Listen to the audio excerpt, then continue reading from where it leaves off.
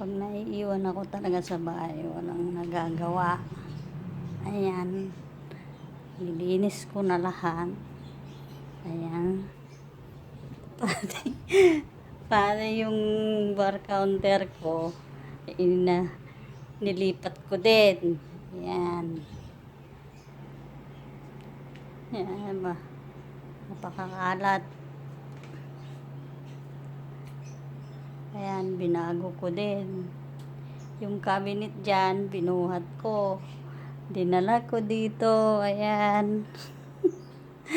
Nag-iba na naman yung andito yung cabinet. Ayan. Nilipat ko siya dyan. Tapos, yung mga nakaano ko dito. Ayan.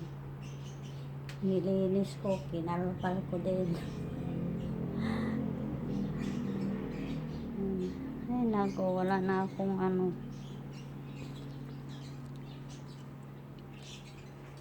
nagagawa sa buhay pag nasa bahay.